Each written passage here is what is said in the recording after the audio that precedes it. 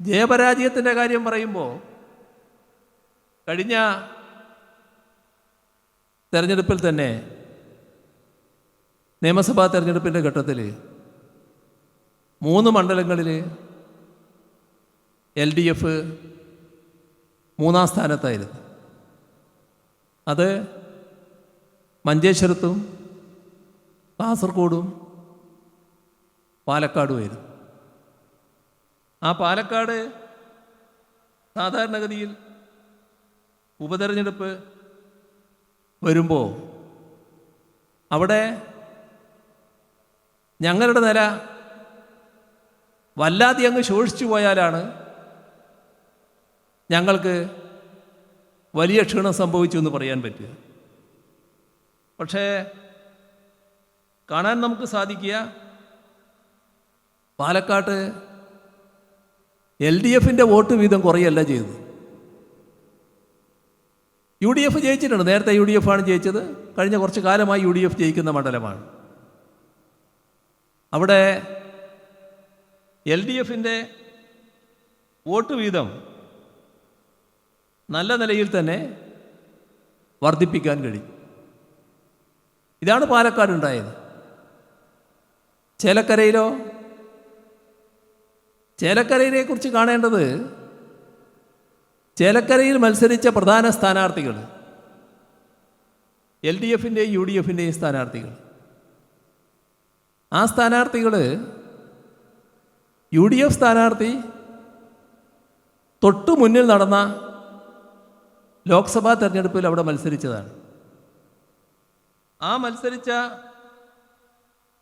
UDF സ്ഥാനാർത്ഥി ഇപ്പോൾ കഴിഞ്ഞ പാർലമെൻറ്റ് തെരഞ്ഞെടുപ്പിൽ നേടിയ വോട്ട് നേടാൻ കഴിഞ്ഞോ? അവിടെ വോട്ട് കുറയുകയാണ് ചെയ്തത്. സ്ഥാനാർത്ഥി 1, തെരഞ്ഞെടുപ്പ് 2. പക്ഷേ ഈ തെരഞ്ഞെടുപ്പിൽ അതേ സ്ഥാനാർത്ഥിക്ക് വോട്ട് കുറയുകയാണ് ചെയ്തത്. അതേസമയം LDFന് നല്ല രീതിയിൽ വോട്ട് വർദ്ധിപ്പിക്കാൻ കഴിഞ്ഞു. കഴിഞ്ഞ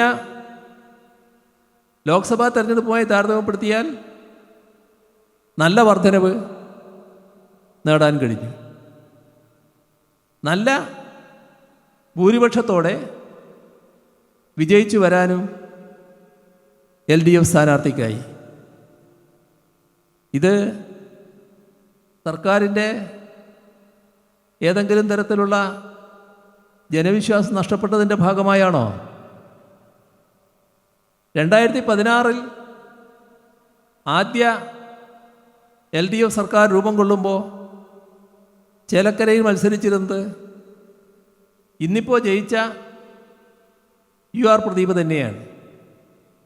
അദ്ദേഹത്തിന് ആ തെരഞ്ഞെടുപ്പ് ലഭിച്ചതിനേക്കാളും കൂടുതൽ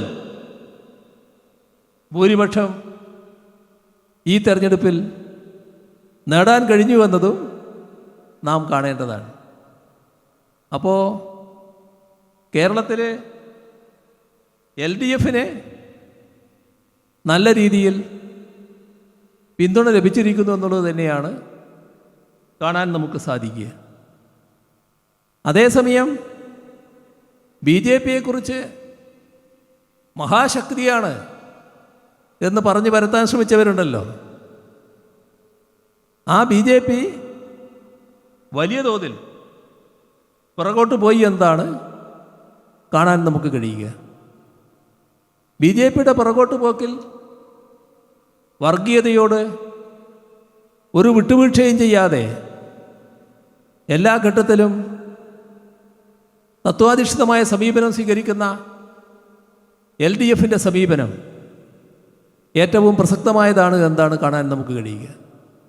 ഇതാണ് നമ്മുടെ നാടിൻ്റെ ഒരു അവസ്ഥ. LDFനെ വലിയ തോതിൽ തകർക്കാൻ വേണ്ടി നടത്തുന്ന ശ്രമങ്ങളുണ്ട്. മറ്റു ഭാഗങ്ങളെക്കുറിച്ച് പറഞ്ഞതുകൊണ്ട് അതിലേക്കിപ്പോൾ ഞാൻ കൂടുതലായിട്ട് പോകുന്നില്ല. ഇതിനെല്ലാം തള്ളിക്കൊണ്ട് തന്നെ LDF നല്ല രീതിയിൽ അംഗീകരിക്കുന്ന നിലപാടാണ് പൊതുവേ തെരഞ്ഞെടുപ്പിൽ ഉണ്ടായിട്ടുള്ളത്. വയനാട് നേരത്തെ രാഹുൽ ഗാന്ധി ജയിച്ചു വന്ന മണ്ഡലമാണ്. ഇപ്പോൾ പ്രിയങ്ക ഗാന്ധിക്കും അവിടെ വിജയം നേടാൻ കഴിഞ്ഞു എന്നതാണ് ഉണ്ടായിട്ടുള്ള കാര്യം. അപ്പോൾ LDF ഏതെങ്കിലും തരത്തിൽ ക്ഷീണമുണ്ടാക്കുന്ന ഒരു കാര്യവും സംഭവിച്ചില്ല എന്ന് മാത്രമല്ല, BJPക്ക് വലിയ തകർച്ചയുണ്ടായി. LDF കൂടുതൽ വോട്ട് നേടിക്കൊണ്ട് വിജയം ഉറപ്പിക്കാൻ ചേലക്കരയിൽ കഴിഞ്ഞു. പാലക്കാട് നേരത്തെ ഉള്ളതിനേക്കാളും കൂടുതൽ വോട്ട് സമ്പാദിക്കാൻ കഴിഞ്ഞു. BJPയുമായുള്ള നേരത്തെ ഉള്ള അകലം അത് നല്ല രീതിയിൽ വോട്ടിൻ്റെ വ്യത്യാസം കുറച്ചു കൊണ്ടുവരാനും കഴിഞ്ഞു.